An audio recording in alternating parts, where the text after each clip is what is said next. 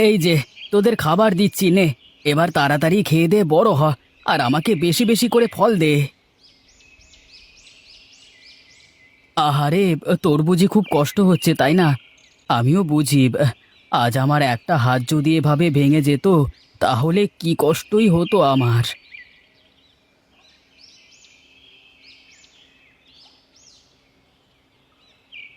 এই তো সব গাছে সার দেওয়া শেষ, এবার যাই, বাড়ির দিকে যাই।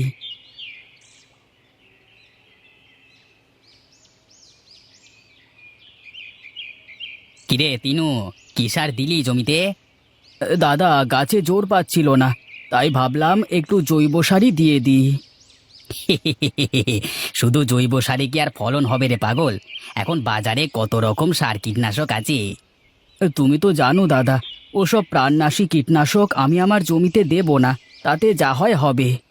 দেখ, তোর যা ইচ্ছে কর, আমার বলবার দরকার আমি বললাম, তোর শুনবার হলে শুনবি, না হলে শুনবি না। তা বটে, কিন্তু তুমি কোথায় চললে এই রোদের মধ্যে? কোথায় আর যাব, দেখি জমিতে কলা গাছগুলোর কি অবস্থা। বেশ, চলো আমিও যাই, দেখে আসি তোমার কলা গাছের চেহারা কেমন হলো।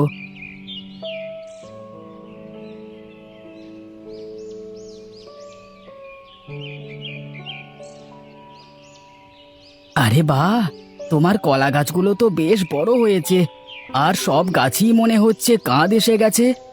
তাছাড়া আবার কি, এই দেখ না, একসাথেই তো লাগালাম, দু একদিনের ব্যবধান। আমার গাছগুলো দেখেছিস? তবে যাই বলো দাদা, তোমার গাছের গোড়ায় কিন্তু মাটি কম, একটু জোরে বাতাস হলেই সব কলা গাছ ভেঙে চুরে পড়ে যাবে।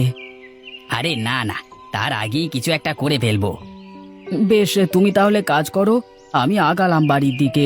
সেই সকালে এসেছি, খিদে পেটের মধ্যে কামড় দিচ্ছে।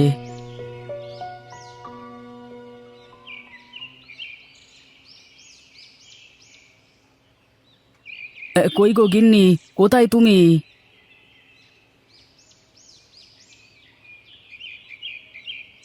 কি গো, কখন আসলে তুমি? এই তো আসলাম মাত্র, এসেই তোমাকে ডাকছি, কিন্তু কোনো সাড়া শব্দ তো পাই না। কি করে পাবে শুনি? আমি তো বাড়ির ভিতরেই নেই। সে তো দেখতেই পাচ্ছি যে পানি আনতে গিয়েছিলে, দাও দেখি, এক গ্লাস ঠান্ডা জল দাও দেখি। খালি পেটে পানি খেতে হবে না, এক কাজ করো, হাত মুখ ধুয়ে এসো, খাবার খাবে। তোমার সাথে আসলে কথা বলে পারা যাবে না গো, তুমি যা বলবে তা তো করতেই হবে।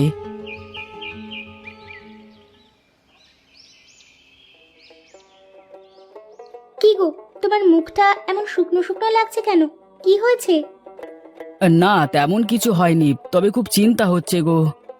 এত চিন্তা করে কি হবে শুনি? শুধু শুধু ভেবে মাথা নষ্ট করা।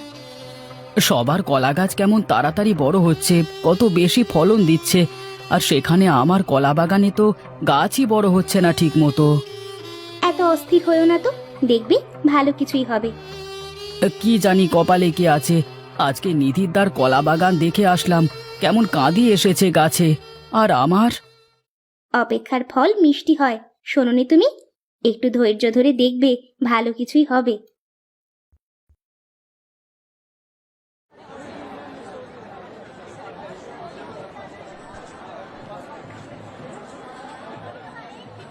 কি রামু কাকা, তোমার ব্যবসা কেমন চলে? আর ব্যবসা, ব্যবসার যা পরিস্থিতি রে, তাতে করে ব্যবসা বন্ধ করে ঘরে বসে থাকতে হবে। হ্যাঁ, সবাই ওই এক কথাই বলে, আঙুর ফল সত্যি টক হয় গো। এই যা তো, তুই খালি রসিকতা করিস, তারপর বল, তোর কলা ক্ষেতের কি অবস্থা? হ্যাঁ, গাছ তো খুবই ভালোই হয়েছে কাকা, কিন্তু কি জানি শেষমেশ কি হয়। সামনে ঝড় বৃষ্টির সময় আসছে, গাছের গোড়ায় মাটি দিয়ে পেলা দিস কিন্তু, তা না হলে আবার বিপদ হয়ে যাবে।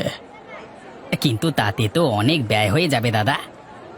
ফল নিতে হলে তো খরচ করতেই হবে, আর তা না হলে যদি সব গাছ পড়ে যায় ঝড়ে বাতাসে। তা কথা মন্দ বলনি কাকা, কিন্তু এত গাছে পেলা দিতে গেলে তো অনেক খরচের বিষয়। এখন ভেবে চিনতে দেখ কি করবি, আর মাটির তো সেসব গুণাগুণ নেই এখন, আর সার কীটনাশক সব কিছুই শেষ করে দিচ্ছে। তা না হয় হলো, তা তুমি তোমার ফলের ফরমালিনের কথা তো বললে না। বলি তোরা যে সব সার ফাস দিয়ে সব ফলাস, এই ফল তরতাজা রাখতে হলে তো আমাদের ফরমালিন মেশানোই লাগবে। না, তোমার সাথে পারা যাবে না।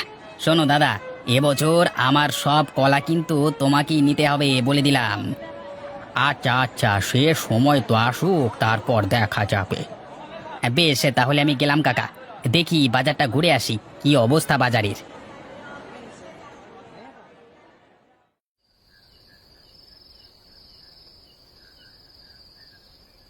কি গো, তোমার কি আজকে উপোস নাকি? না, কেন?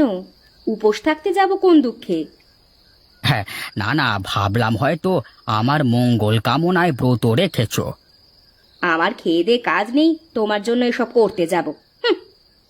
বেশ তো, সামনে এত ফল কেটে সাজিয়ে রেখেছি, কিন্তু তুমি খাচ্ছ না কেন? এসব ফল খেয়েই তো আরো বেশি সমস্যা হচ্ছে, তার চেয়ে না খেয়ে থাকাই ভালো। ফল আবার তোমার কি করলো শুনি? আমি তো দেখি তুমি নিজে হাতে এসব ফলে ফরমালিন মেশাও, ওটাও তো একটা বিষ। আচ্ছা, তুমি বোঝার চেষ্টা করো না, যারা ফসল ফলায় তারাও তো বীজ দিয়েই ফলায়। এসব ফল ভালো রাখতে হলে ফরমালিন দেওয়া লাগবেই লাগবে। তুমি খাও তোমার ফল, আমি আর খাবো না। শুনেছি তিনু নাকি শুধু জৈব সার দিয়ে কলা চাষ শুরু করেছে, ভাবছি ওর থেকে কলা কিনে রাখবো এবার। তোমার যা ইচ্ছে করো, আমি বসে ফল খাই।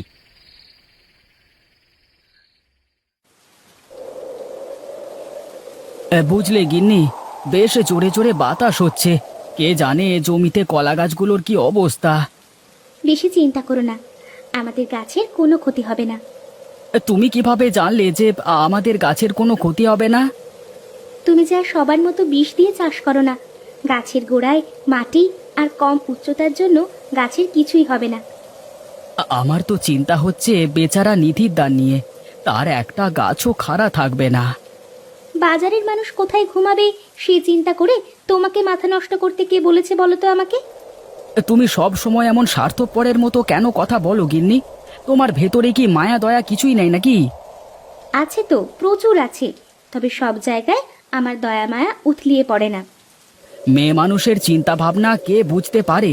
কার এত সাধ্য?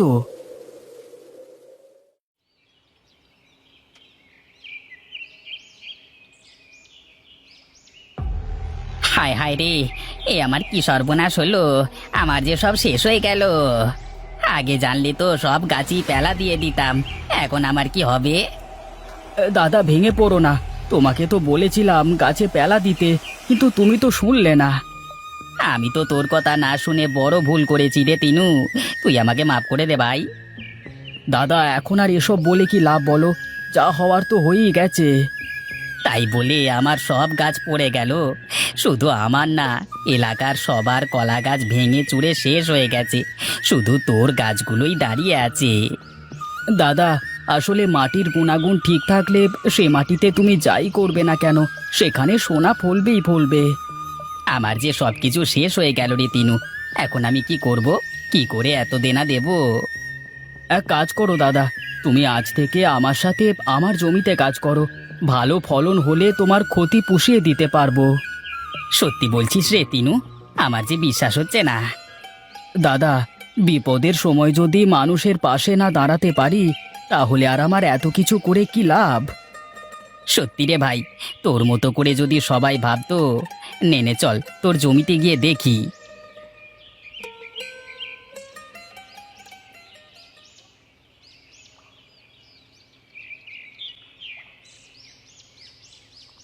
কই রে টিনু, বাড়িতে আছিস নাকি রে? আরে রামু কাকা, তুমি তা কি মনে করে আমার বাড়িতে আসলে? এসো এসো। বলছিলাম যে এলাকায় এবছর ঝড়ের ক্ষতি তো সব জানিস, কোথাও কারোর জমিতে একটা কলা গাছও আসতো নেই। হ্যাঁ জানি তো, মোদ্দা কথা কি তাই বলো দেখি। আমি বলছিলাম যে এবছর তোর সব কলা যদি আমাকে দিতিস তুই। আমাকে মাফ করবে কাকা, আমি তোমার কাছে আমার জমির কলা বিক্রি করতে পারবো না। কিন্তু কেন? আমি কি দোষ করলাম বাবা? কাকা বাবু, আপনি তো ফলের সাথে ফরমালিন মিশিয়ে বিক্রি করেন, তাই আপনার কাছে আমাদের জমির কলা বিক্রি করা যাবে না। দেখলি তিনু, তোর সামনে তোর গিন্নি আমার সাথে কেমন করে কথা বললো। গিন্নি তো ঠিকই বলেছে কাকা, তুমি বরং অন্য কোথাও দেখো। বড় ভুল করলি রে তিনু, এর মাসুল তোকে দিতেই হবে কিন্তু।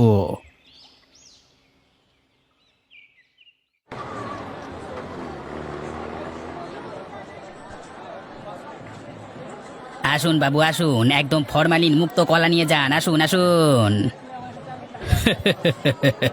আমাকে আর বলতে হবে না নিধির বাবু, আমি সব জেনে শুনে এখানে এসেছি। আর আমাদের কোম্পানি মানুষের স্বাস্থ্যের কথা চিন্তা করে এসব ফরমালিন মুক্ত পণ্য কিনতে উৎসাহ দিতে থাকে। আপনি এসেছেন, আমি খুব খুশি হয়েছি। তিনুবাবু, আপনি আপনার জমির সব কলা আমাদের দিয়ে দেবেন, হ্যাঁ? এই নিন আপনার অ্যাডভান্স টাকা। শুনুন তিনুবাবু, এই কাগজে একটা স্বাক্ষর করুন। এখন থেকে প্রতি বছর আমাদের কোম্পানি আপনার নিকট থেকে সব ফরম্যালিন মুক্ত ফসল কিনবে। বেশ বেশ, এ তো খুবই ভালো কথা, তাড়াতাড়ি সই কর তিনু।